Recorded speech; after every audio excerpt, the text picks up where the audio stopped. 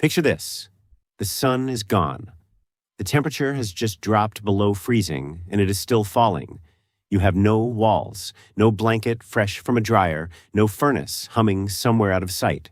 Just skin, fur, and a small fire that is already struggling against the wind. And somehow you are about to fall asleep. Not for one night, for thousands of nights, across tens of thousands of years, while ice sheets buried entire continents under a mile of frozen weight. How did a body built for the tropics learn to shut down and rest in conditions that should have killed it by morning? The Ice Age was not one cold snap.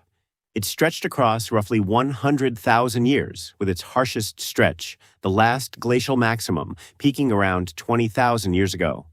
Ice sheets over northern Europe grew thick enough to bury a skyscraper. Siberia and northern Asia became open, wind-scoured tundra, treeless for thousands of miles.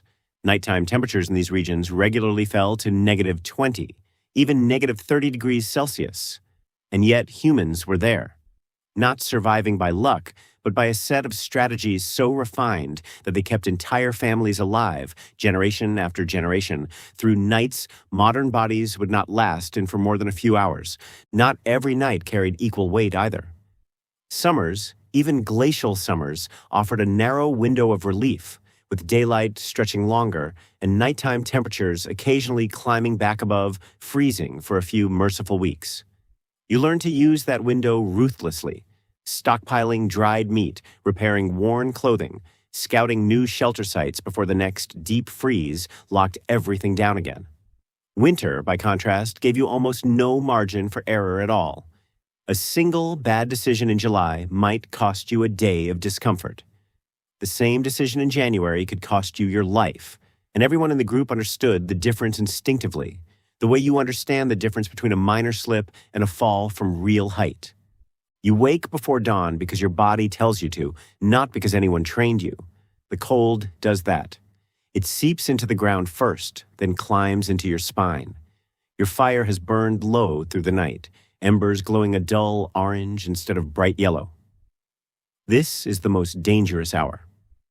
Long after these nights ended, researchers would discover that human core body temperature reaches its lowest point right before sunrise, almost as if the body is built to brace for exactly this moment.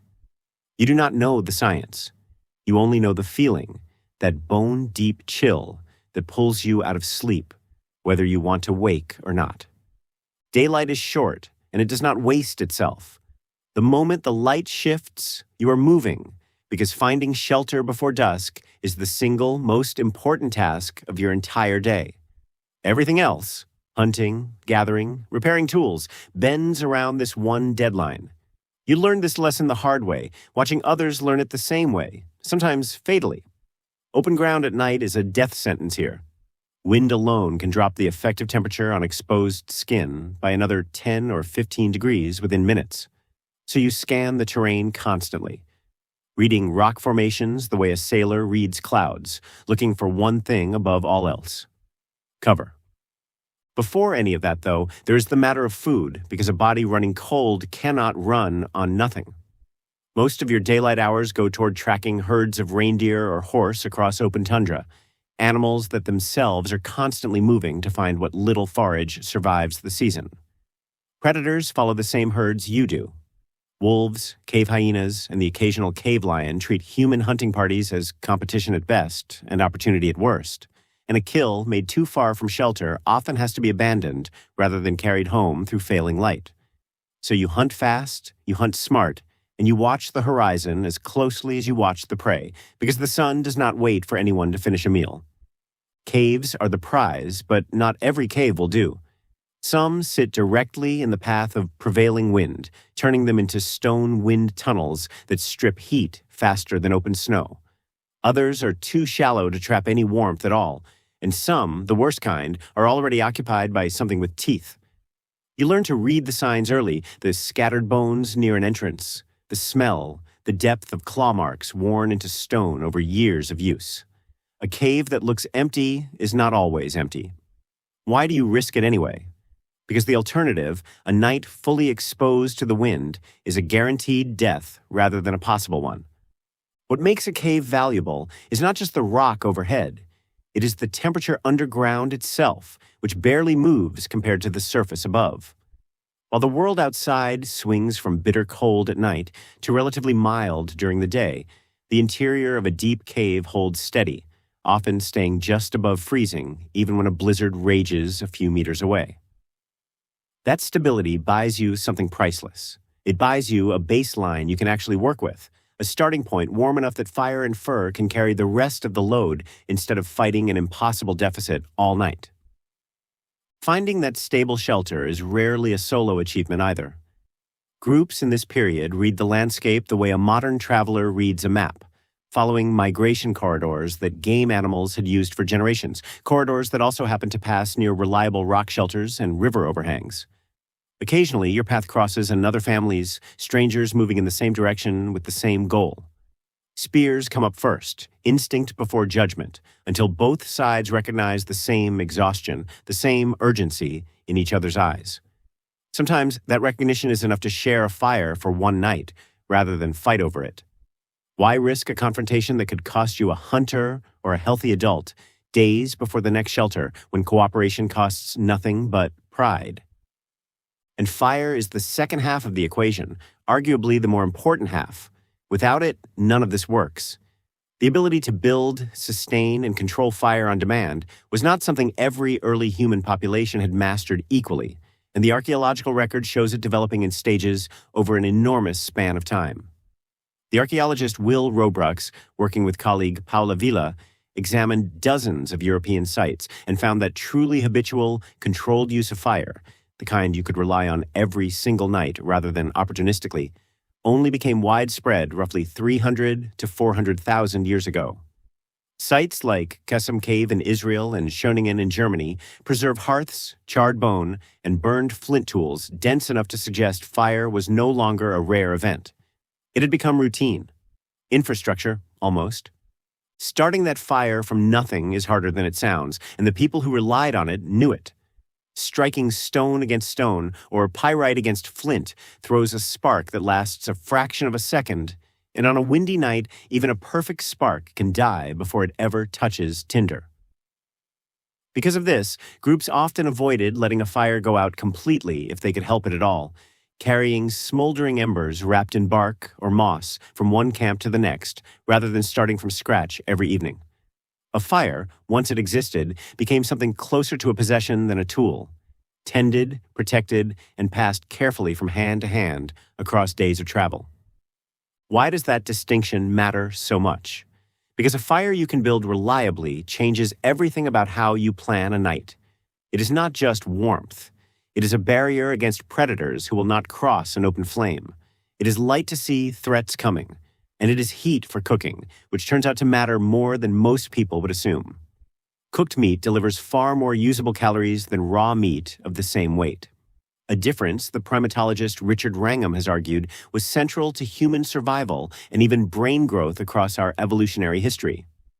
More calories means more fuel for your body's own internal furnace, the shivering and metabolic heat production that keeps you alive once the external fire finally burns down to ash near dawn. That hunger for calories shaped what you chose to eat, not just how you cooked it. Lean meat alone, stripped of fat, can barely sustain a body through a normal day, let alone one spent fighting sub-zero temperatures. So the fatty tissue around an animal's organs, the marrow packed inside its long bones, the thick layer beneath a mammoth's hide, these became the most prized parts of any kill, sometimes more valuable than the muscle meat surrounding them. Isotope analysis of preserved bone collagen from this period consistently shows diets extremely high in animal fat and protein, evidence not of preference, but of necessity, since a body burning calories simply to stay alive through the night cannot afford to waste a single one. But fire alone, even a good one, cannot hold a cave at livable temperature all night on its own. You need a second layer, one that traps your own body heat directly against your skin. This is where clothing stops being a convenience and becomes the difference between life and death. A loosely draped animal hide thrown over the shoulders like a cape lets cold air slip in at every gap. It looks protective. It is not nearly protective enough for negative 30 degrees. What you actually need is something closer to a sealed second skin, fitted tightly enough to trap a thin layer of warm air between the fur and your body, since that trapped air, not the fur itself, is doing most of the insulating work.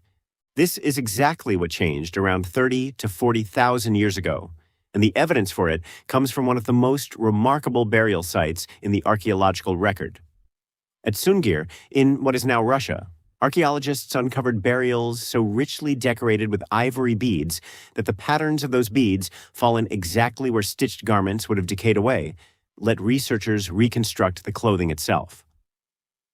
The archaeologist Olga Soffer spent years analyzing these impressions, along with fired clay fragments elsewhere bearing the faint texture of woven cordage, and concluded that Upper Paleolithic people were producing tightly fitted trousers, long-sleeve tops, and footwear sewn together with surprising precision, not draped, tailored.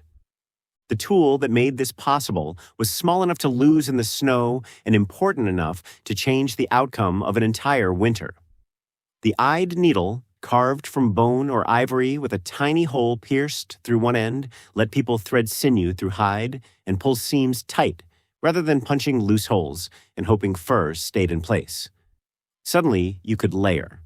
An inner garment worn close to the skin, an outer shell to block wind, separate coverings for feet and hands, each piece doing a specific job instead of one bulky hide trying to do everything at once. Does a needle sound small compared to fire or shelter? It should not. Without it, the layered clothing system that made deep cold survivable simply does not exist. Feet demanded their own solution entirely, separate from everything covering the rest of the body. Wet feet lose heat roughly 25 times faster than dry feet, a fact your ancestors clearly understood, even without the number attached to it, because footwear from this period shows clear evidence of layering designed specifically around that problem. Soft inner hide, sometimes stuffed with dried grass or moss to wick moisture away from skin, sat inside a tougher waterproof outer shell, a system strikingly similar to techniques still used by Arctic peoples today. Lose feeling in a finger and you can still walk.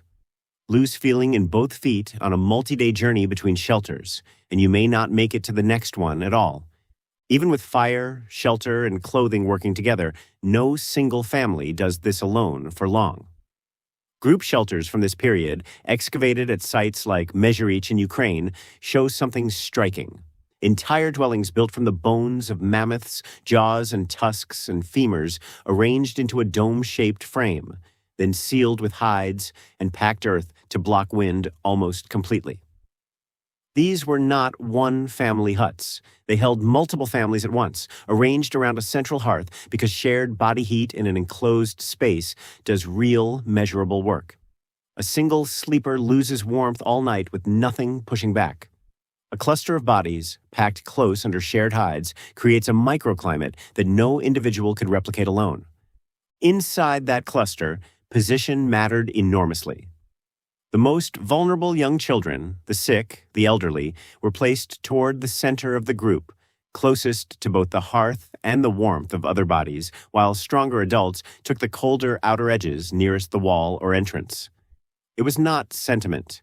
It was thermodynamics, worked out through trial and error across countless brutal winters, refined and passed down the same way fire starting and needle stitching were passed down.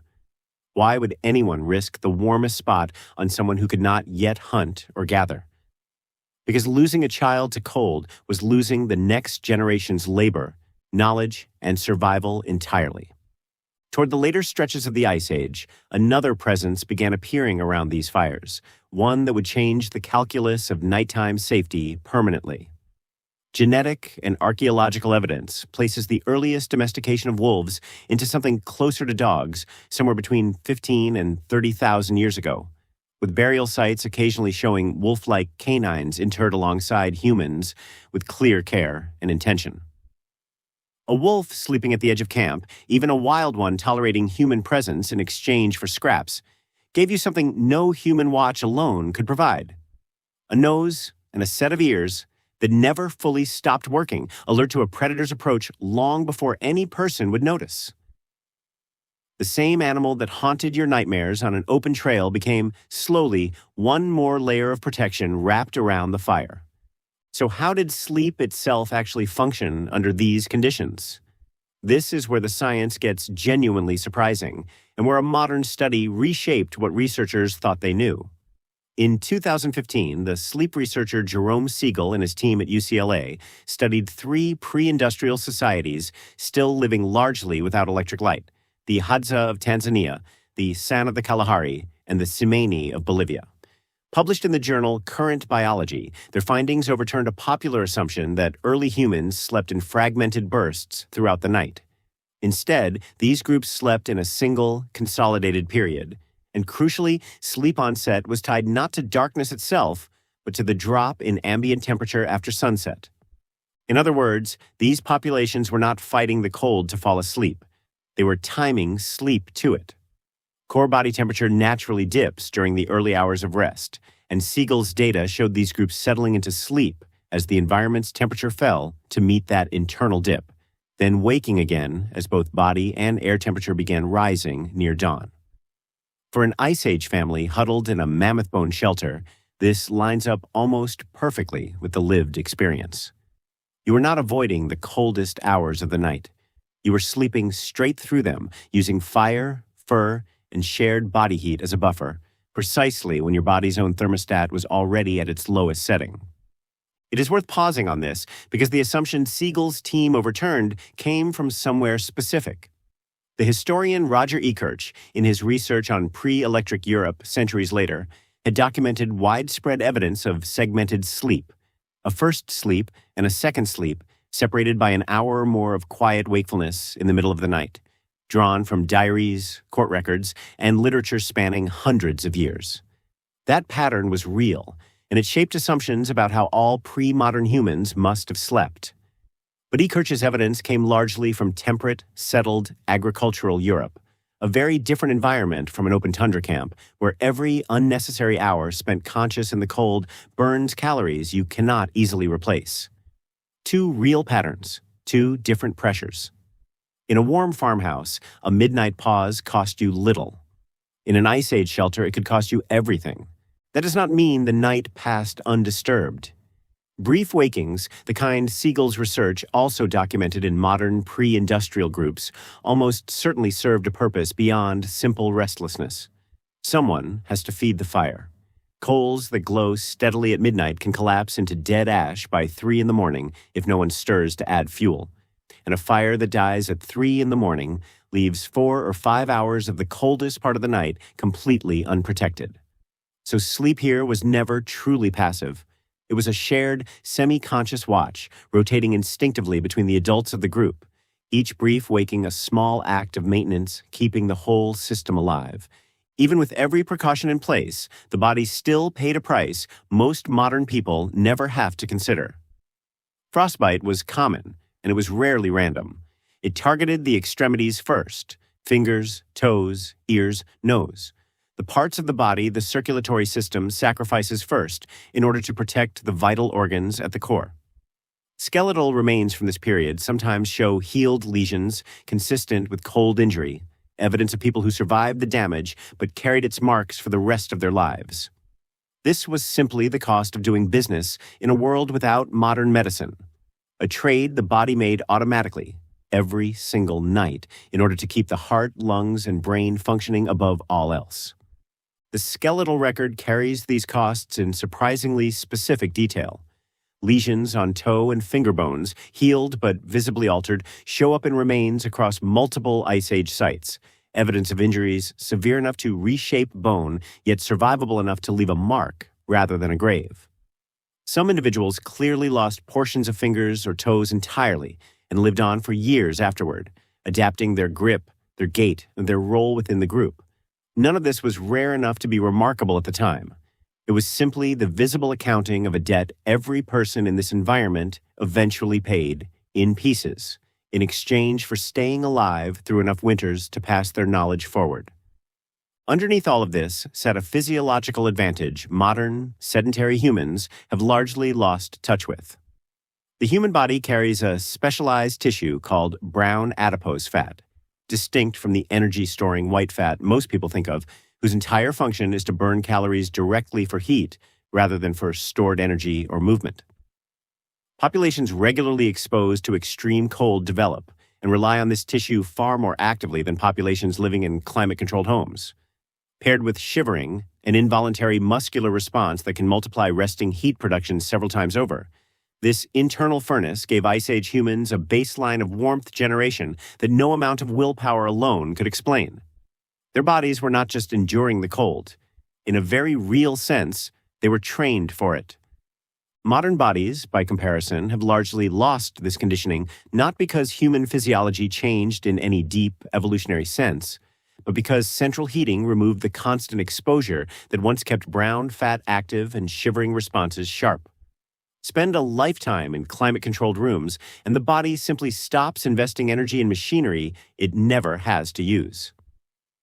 Researchers studying populations who still work or live in regular cold exposure today consistently find higher levels of active brown fat and faster, more efficient shivering responses than in populations living in heated homes year-round. The difference is not genetic destiny, it is practice, the same way a muscle atrophies without use.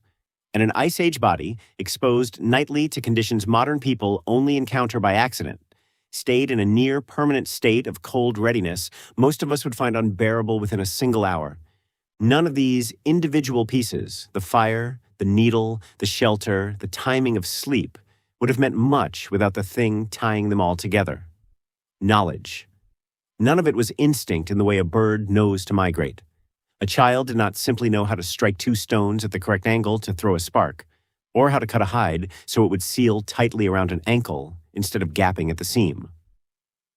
Every one of these skills had to be taught, watched, practiced, and corrected, hands guiding smaller hands around a fire pit winter after winter. Is it any wonder these skills traveled almost unchanged across tens of thousands of years and thousands of miles? When a single mistake meant death, the margin for forgetting anything was zero. This knowledge did not sit evenly across every person in the group either. It tended to specialize, the way any complex survival system eventually does when enough hands are working on it together. Evidence from tool assemblages and burial goods suggests certain skills clustered by roll, fine needlework, and hide preparation often falling to one set of hands, flint knapping and spear maintenance to another, with both skill sets equally essential and neither one optional. A group missing its most skilled seamstress faced the same risk as a group missing its most skilled hunter, just on a longer timeline. The clothing that failed to seal properly in November might not show its consequences until the coldest week of February, by which point there was no time left to fix the mistake. The evidence for all of this did not vanish when the ice finally retreated. It sat preserved in frozen ground, in collapsed dwellings, in burial sites like Sungir, where beads mark the outline of clothing long since rotted away. Archaeologists piecing together these fragments, hearth by hearth, needlehole by needlehole, have slowly rebuilt a picture of nights that once felt impossible to imagine surviving at all. Each discovery adds another layer of detail to the same basic truth. This was not improvisation. It was an engineered system, refined across countless winters, where every component depended on every other component holding its place. Confidence in these timelines does not come from guesswork.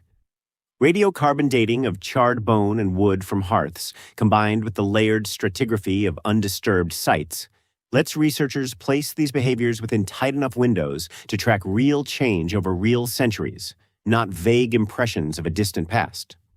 New sites are still being uncovered, and old ones are still being re-examined with techniques that did not exist a generation ago, which means the picture continues to sharpen rather than settle.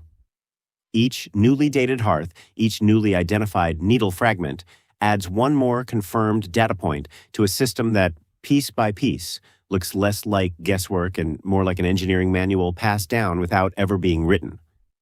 Now think about what you do most nights without a second thought. You walk into a room and flip a switch, and heat simply exists, generated somewhere far away by machinery you will never see or think about. There's no calculation involved, no scanning the horizon for shelter before the light fails, no needlework stretching across weeks to prepare for a single season. The system that once required an entire family's labor, knowledge, and constant vigilance to keep 4 people alive through one night now runs in the background of your life so quietly you forget it is a system at all. And maybe that is the real measure of what those Ice Age nights demanded. Not just endurance, but precision, layered across fire, clothing, shelter, sleep timing, and physiology, each piece useless without the others. All of it built and rebuilt by hand every single winter, for tens of thousands of years. No single invention saved anyone. It was the stacking of dozens of small, hard-won solutions, a needle here, a hearth there, a sleeping position chosen out of necessity rather than comfort, that together turned an impossible night into just another ordinary one. Easy to overlook now, almost impossible to overstate then. Picture this. The sun is gone, the temperature has dropped below freezing, and somewhere warm and safe you do not even notice.